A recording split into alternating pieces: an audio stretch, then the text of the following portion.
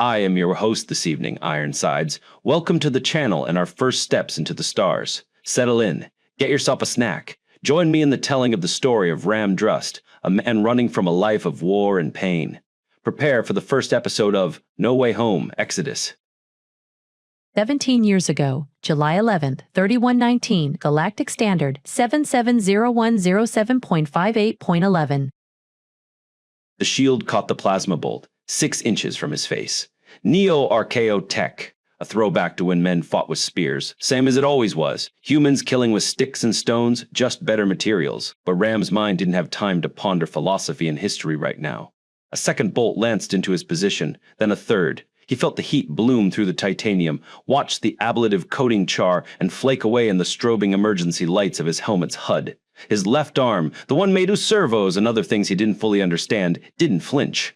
The rest of him shook with adrenaline and coiled rage to mask the fear. Something shrieked in the dark ahead. Not human.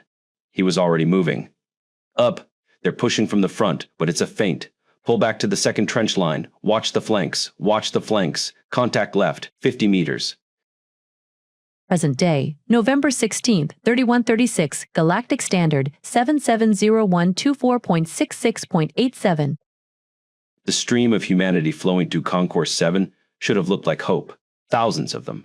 Families hauling luggage toward colony transports. Workers in company jumpsuits heading out to mining contracts they'd signed without reading the fine print. Young kids with military duffels and fresh haircuts, shipping out to posts their grandparents couldn't have imagined existing. A whole species spilling into the galaxy, finding its footing among the stars. Ram saw rats fleeing a sinking ship. He knew that wasn't fair. Earth wasn't sinking, hell, humanity had never stood taller. The Vrex War had put them on the map.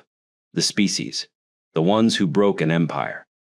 Death worlders who burned their way through a million-year expansion and grinned while doing it.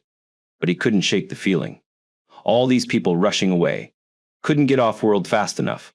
Like they knew something was coming and wanted to be anywhere else when it arrived. That's not them. That's you, old man. That's just you. He moved through the crowd, a full head taller than most, his kit bag over his right shoulder. The real shoulder. The one God gave him. People flowed around him without knowing why. Something in the way he moved, maybe. The economy of motion that came from 30 years of learning how to kill things efficiently. Or maybe the scars. Plasma burns had melted the left side of his face into a topographical map of everything he'd survived. The kind of face that made children point and adults discover something fascinating on their shoes. Nobody made eye contact. That was fine. He wasn't here to make friends. His left hand, matte army green, military serial numbers still stamped on the forearm, gripped the strap of a second bag. Smaller. Worn. The one with the Bible in it. 1,300 years old, give or take.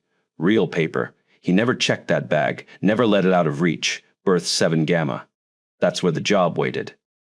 A Brumi freighter called the comfortable den that protects us through the starry night.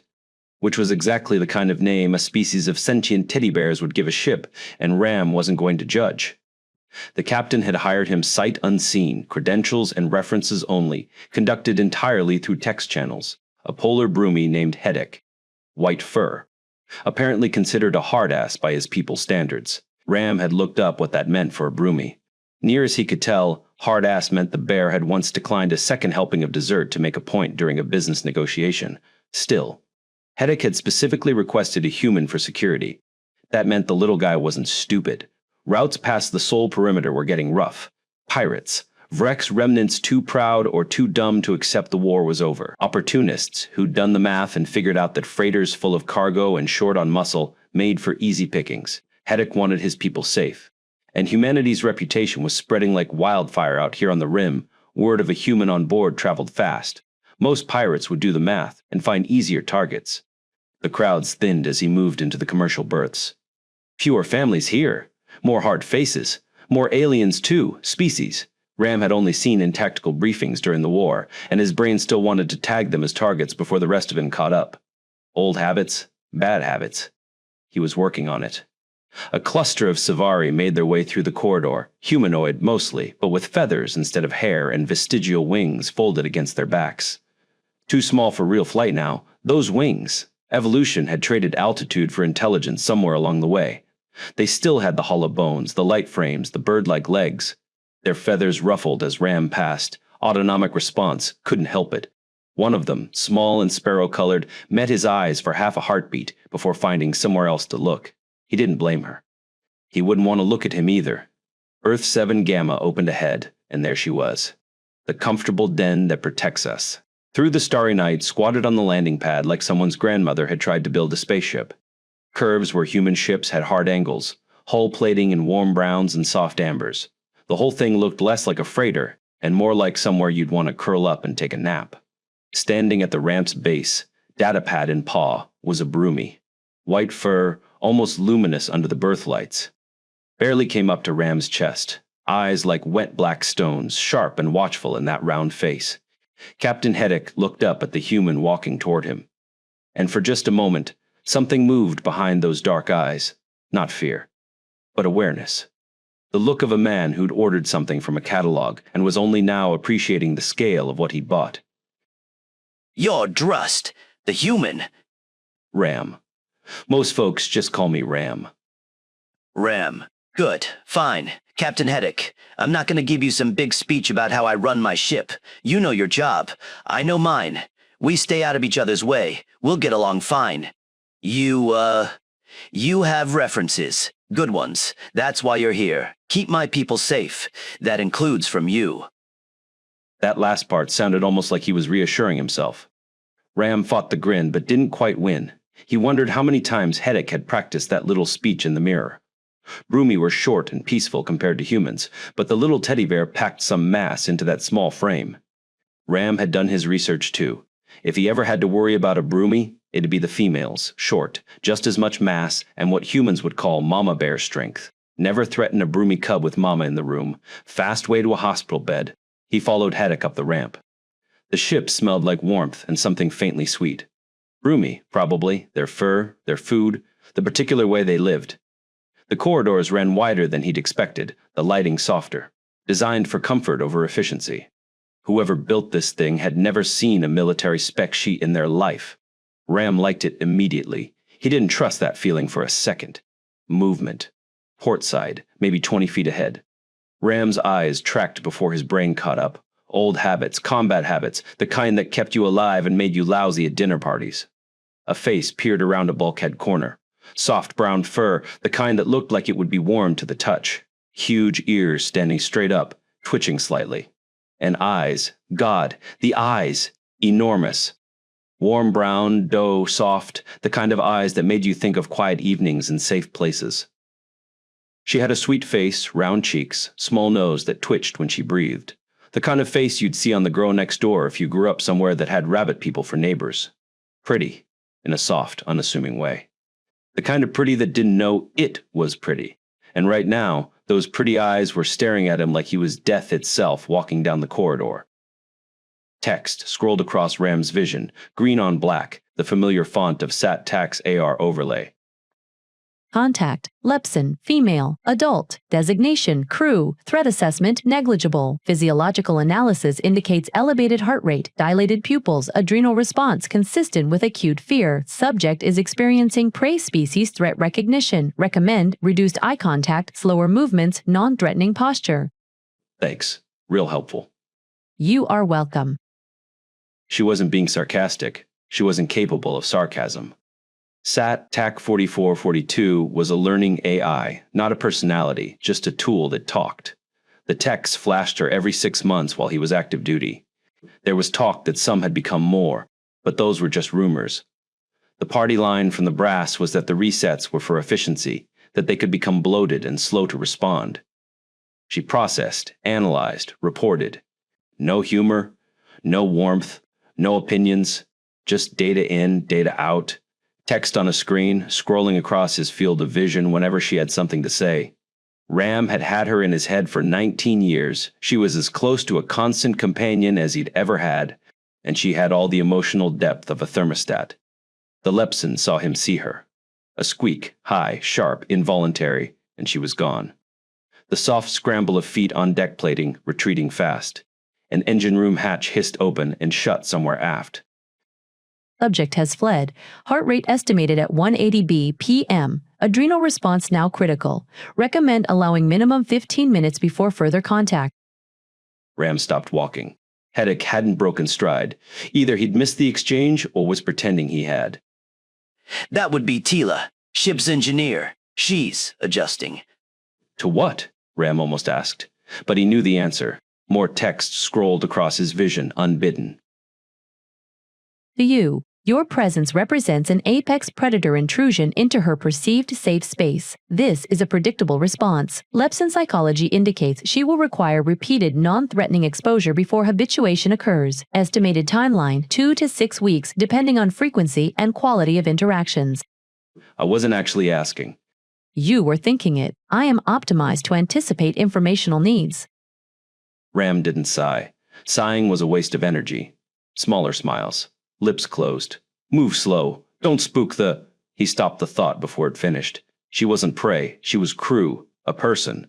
A person with soft fur and kind eyes who looked at him like he was a nightmare given flesh. His hindbrain didn't care.